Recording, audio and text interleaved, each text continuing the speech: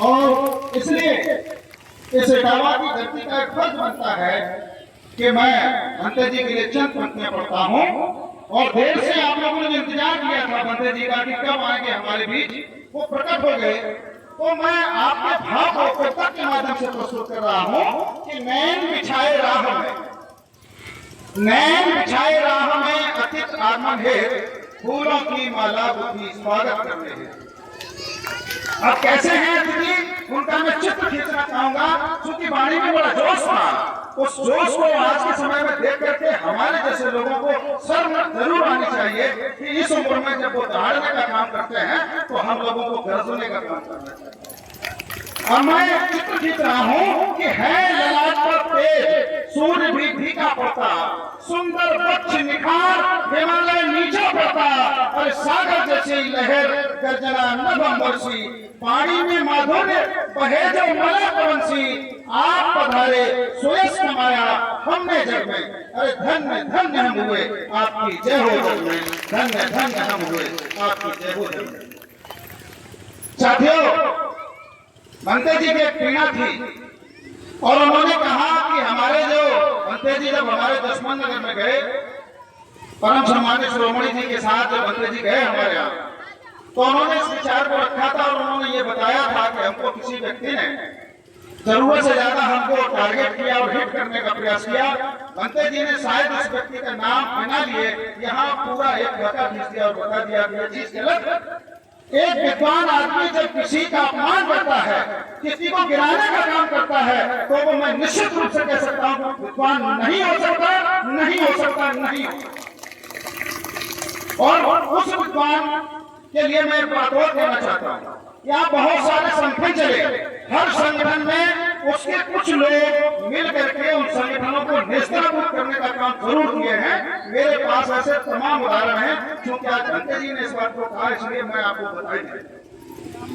साथियों, मैं आप लोगों को एक चीज बताना चाहता हूँ कि हम लोग बाबा साहब डॉक्टर भीमराव अंबेडकर साहब के जीवन से प्रेरणा लेते हैं, और प्रेरणा लेने के बाद हम बुद्ध की समानता और समता से ताल्लुक रखने वाले लोग हैं। हम लोग किसी की बुराई भलाई करके आगे नहीं बढ़ सकते। जब तक हम संगठित रूप से प्रयास नहीं करेंगे तब तक हम आगे नहीं जा सकते। सोचा कुछ और था। बाबा साहब भीमराव अम्बेडकर ने जब संघर्ष किया, उन्हें जो बौद्ध धर्म यहाँ से चला गया उसको वापस लाने का काम किया। उन्होंने सोचा कुछ और था। कवि की पंक्तियों में देख लीजिए किस तरीके से वो अपनी व्याख्या कर रहा है, वो सोचा कुछ और था। आप उस तरफ भी देख लीजिए कि जब आजादी की लड़ाई हम लोगों ने लड़ी, हमारे तमाम पूर्वज जिन्होंने आजादी में की लड़ाई में अपनी जान दे दी, उनका कहीं नाम नहीं, इतिहास में कहीं उनका नाम नहीं। आखिर वजह क्या थी? हम लोगों ने उसको लिखने का काम नहीं किया। आज भी मेरे तमाम ऐसे साथी हैं जो बेवजह बहस करते हैं, वो सही मायनों में उनकी स्थिति एक शब्द लिखने की नहीं होती। ये हमारी सबसे बड़ी कमी और सबसे बड़ी कमजोरी है। देखा कुछ और था कि सोचा कुछ और था। जब आजादी का सूर्योदय होगा तो सारे लोगों को एक जैसी रोशनी, हवा, पानी सब एक जैसा मिलेगा। संविधान में समता का अधिकार बना दिया, शोषण के विरुद्ध अधिकार बना दिया गया, हमको स्वतंत्रता का अधिकार दिया गया, धार्मिक स्वतंत्रता का अधिकार दिया गया। क्या तुम उसको अच्छों रख पाए? ये जिम्मेदारी किसकी थी? क्या ये जिम्मेदारी डॉक्टर बी आर अम्बेडकर साहब की थी? ये जिम्मेदारी तुम्हारी थी, तुम्हारे नेताओं की थी। लेकिन वो नेता नाकारा निकले, जिनको एक शब्द लिखना नहीं आता, वो हमारे लिए कानून बनाने का काम विधानसभा में करते हैं, लोकसभा में करते हैं, राज्यसभा में करते हैं, विधान परिषद में करते हैं। पहले ऐसे नेताओं को चिन्हित करना होगा जिनको तुम वोट देते हो, क्या वो इसके लायक है? भंते जी ने कहा कि जो पर्ची लेके आए उसको चलना मत देना। लेकिन हम आपसे ये भी कहते हैं जिस वोट को तुम्हें अधिकार, जिस वोट का अधिकार तुम्हें दिया गया, उस वोट के लिए भी ये जानने का प्रयास करो कि ये वोट पाने का हकदार है कि नहीं है। ऐसा तो नहीं कि हम मूर्ख को कहीं अपना वोट दिए दें, और ज्यादातर लोग इस काम को कर रहे हैं। इसीलिए आज हमारे संवैधानिक व्यवस्था को आप देख लीजिए। संवैधानिक व्यवस्था में जब हमारी सारी संस्थाएं निजीकृत जो थे, उस समय एक राजा होता था, राजा साम्राज्य विस्तार का काम करता था, और जो सूदखोर होता था वो सूदखोर हमको पैसा देने का काम करता था। किसी राजा की लड़की अच्छी लगी, उसने कहा कि आदेश किया कि चलो सारे लोग तैयार हो जाओ, और सारे लोग तैयार हो गए, लाठी डंडा लेकर के, उसकी फौज होती थी, उस फौज को कोई वेतन नहीं मिलता था। इसी तरीके से हमारे यहाँ अग्निवीर की जो आज व्यवस्था है वो टेम्परेरी होते थे, इसी तरीके से हमारे यहाँ टेम्परेरी अग्निवीर बना दिए गए, जिनको शहीद हो जाने पर कोई उनको शहीद का दर्जा नहीं मिलेगा और कुछ नहीं मिलेगा, कोई सुख सुविधाएं नहीं मिलेंगी। तो ये सारी चीजें हमसे दूर हो गई। संविधान सभा का जब गठन हुआ, संविधान सभा गठन होने के बाद में संविधान में वो सारी चीजें लाई गई जिससे हमारे देश का, हमारे समाज का, हमारी उस पिछड़ी और दलित जाति का विकास हो सके, ऐसे सारे अधिकारों को सुनिश्चित किया गया। लेकिन तुम उन अधिकारों को संरक्षित नहीं करते। सोचा था कि हो गई है पीर पर्वत से पिघलनी चाहिए, इस हिमालय से कोई गंगा निकलनी चाहिए। आज है दीवार पर्दों की तरह हिलने लगी है सब की, लेकिन ये बुनियाद हिलनी चाहिए। हर शहर में, हर गली में, हर नगर, हर गांव में आग लगाते हुए हर लाश चलनी चाहिए। और मेरे सीने में नहीं, मैं नकार हूँ, उम्मीद करता हूँ, अपेक्षा करता हूँ आप लोगों से कि मेरे सीने में नहीं और तेरे सीने में सही हो रही भी आग, लेकिन आग चलनी चाहिए। और सिर्फ नाम मेरा मकसद नहीं, मेरी कोशिश है कि ये सूरत बदलनी चाहिए। साथियों, हमको सोचना यह चाहिए। आप लोगों को मैं एक नई चीज और बता देता हूँ। हम लोगों ने जब ये पूछा कि बाबा साहब भीमराव अम्बेडकर के जो सूट का कलर है अक्सर नीला क्यों मिलता है, कोई बताएगा इसमें से? कोई बताएगा नीला क्यों मिलता है? आप ही बताओ, आप ही बताओ सर। शायद अगर आप बताएं तो ज्यादा अच्छा रहेगा। बताओ। अरे देखिए, अरे मैं आप लोगों से एक चीज बता दे रहा हूँ कि कुछ चीजों की हमको जानकारी कर लेनी चाहिए। जो हमारा मूल है, हम लोग उस मूल से भटकने लगे हैं, यही हमारे लिए गड़बड़ हो गया। बाबा साहब ने अपने कोट का कलर नीला ही क्यों चुना? क्योंकि हमारा जो आकाश है वो नीला है और विशाल है। तो अपने विचारों को भी आसमान की तरह विशाल रखने के लिए और अपने कार्य को विशाल करने के लिए बाबा साहब ने नीला कलर ही चूज किया था। धन्यवाद। लेकिन यहाँ मैं आपको थोड़ा सा आपको मार्गदर्शन करूंगा और लगे कि शायद मैंने आपके विचार अपनी जगह ठीक हो सकते हैं, आपको लगे कि मैंने आपको मन की बात कर दी, शायद यही था। बाबा साहब डॉक्टर बी आर अम्बेडकर जब विदेश गए, किसी भी जगह आज हमारे देश में या किसी भी देश में दो तरीके के जॉब हैं। हेलो, दो तरीके के जॉब हैं।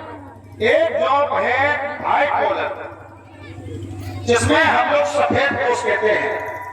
वो लोग हमारे यहाँ अगर आज की तारीख में देखो धरना से लोग होते हैं। और दूसरा जॉब है ब्लू कॉलर। ब्लू कॉलर में वो लोग होते हैं, आप किसी कंपनी को देखिए, ब्लू कॉलर में वो लोग होते हैं जिनको काम करके देना पड़ता है, जिनको संघर्ष करना पड़ता है, जिनको संघर्ष करना पड़ता है। बाबा साहब बी आर अम्बेडकर का फॉरन में रहे तो उन्होंने ये कहा कि मैं व्हाइट कॉलर को कभी प्रयोग कर ही नहीं सकता, क्योंकि इंडिया में मुझे हर समय, हर क्षण और जीवन पर्यंत संघर्ष करना है। लिहाजा उन्होंने वह संघर्ष वाला कलर, ब्लू कलर, अपने यहाँ अपने कार्यक्रमों में और अपनी विचारधारा में समाहित कर लिया। इसका मतलब ये था कि बाबा साहब कितनी ज्यादा उस चीज को सोच है कि जीवन पर्यंत हमारे लोगों को भी संघर्ष करना है। इसलिए ये तुम्हें ब्लू कलर जो प्रदान किया है वो बाबा साहब ने इसीलिए प्रदान किया कि आप लोग संघर्ष करने वाले लोग हैं, आप लोग व्हाइट कॉलर नहीं हो सकते। व्हाइट कॉलर नहीं है, आपको जीवन पर्यंत संघर्ष करना है। तो इसलिए दूसरी चीज यह है कि मैं उन विचारकों की बात करता हूँ कि जब भी बात आती है कबीर की, जब भी बात आती है रहीम की, रसखान की, दूसरे विचारकों की बात करनी, उन्होंने कहीं इस हिंदू की धर्म के जो ग्रंथ हैं उनको कतई स्वीकार नहीं किया। ज्यादातर लोगों ने, कबीर साहब ने तो एक्सप्लेन कर दिया। अभी भगत जी बता रहे थे कि ब्राह्मणवादी व्यवस्था जो है, हमारे यहाँ वर्ण व्यवस्था थी तो सब ब्राह्मण सर्वोपरि था, और सर्वोपरि के हिसाब से कबीर ने उसका काउंटर किया। और कबीर ने ये कहा कि जो तू ब्राह्मण बननी जाया, जो तू ब्राह्मण बकरी जाया, आन बाटो क्यों नहीं आया? यानी जिस रास्ते से हम आए उसी रास्ते से तू क्यों चलाया? अगर तू श्रेष्ठ है तो किसी दूसरे रास्ते से आता, किसी दूसरे रास्ते से क्यों नहीं आया? फिर तो श्रेष्ठ कैसे हो सकता है? जो जन्म का एक तरीका है और जहां उसे माँ ने मुझे जन्म दिया, उसी माँ ने तुझे उसी जगह से जन्म दिया, फिर तो श्रेष्ठ नहीं हो सकता। और दूसरी बात है, कबीर साहब ने किसी चीज को लिया अपनी विचारधारा को। जब हमारे यहाँ हमारे ऊपर अत्याचार हो रहे, कुछ लोगों ने हम लोगों को हमें अच्छी अच्छी चीजें स्वीकार करनी चाहिए। उन्होंने कहा कि साधु ऐसा चाहिए जैसा सूक्ष्म स्वभाव, सार को कह रहे छोटा देव है। तो हमें भी किसी भी धर्म में, किसी भी ग्रंथ में, मैंने अब तक लगभग 2 दर्जन से अधिक रिसर्च पर मैंने गौर किया है। पॉलिटिकल साइंस का प्रोफेसर हूँ। आज भी मैं भगवत गीता एक तरफ लिख रहा हूँ, भगवत गीता में पीएचडी चल रही है, दूसरी तरफ गांधी और तीसरी तरफ अम्बेडकर, चौथी तरफ मैं मार्क्स को लिख रहा हूँ। एक साथ मेरी 4 विषय का वर्क चल रहा है। साथियों, मैं रोज इन ग्रंथों को पढ़ता हूँ, रोज पढ़ता हूँ, और सच्चाई है कि जब इनको पढ़ता हूँ तो फिर लिखने का मन करता है। और उन सबको जब लिखता हूँ तो बहुत सारी चीजें निकल के सामने आती है। जैसे कबीर साहब ने ये कहा कि जो तुम पे अत्याचार कर रहा है उसको करने दो, बस। उन्हें कहा कि जो तुम कांटा मुझे बाहर वो तू फूल, तो फूल के फूल है, बाप मत के सूल। रहीमदास ने कहा हम इसको स्वीकार नहीं करते। रहीमदास ने कहा कि कीड़ा सिर से काटिए मलिया न बदल जाए, रहीमन कड़वे मगर को चाहिए यही सजा। आजकल कंडीशन ये हो जानी चाहिए, हमारे लोगों को संघर्ष का रास्ता चुनना है तो ईमानदारी और न्याय के साथ, समता के साथ, संगठन के साथ। यही नहीं, हमारी बहनों का बहुत बड़ा योगदान है कि उन्होंने हमेशा हमारे परिवार को आगे बढ़ाया। आप लोग हमारे लिए जगत जननी है। एक माँ का, एक बहन का, एक भाभी का, एक पत्नी का रोल आप लोग निभाती है।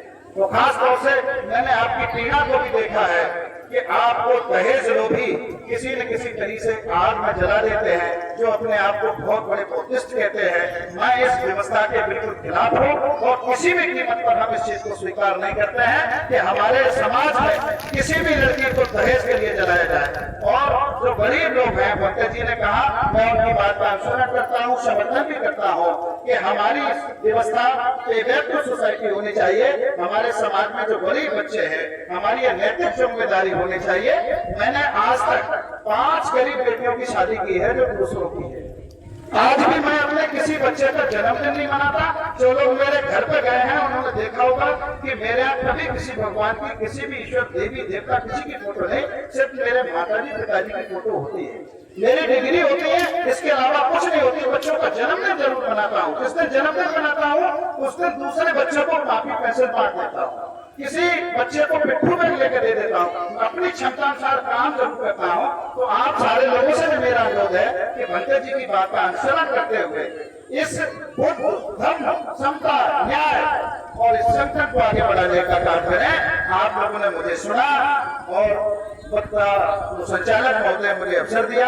मैं आप सभी को फिर एक बार प्रणाम निवेदित करता हुआ अपने वाणी को प्रणाम देता हूँ। जय भीम, नमो।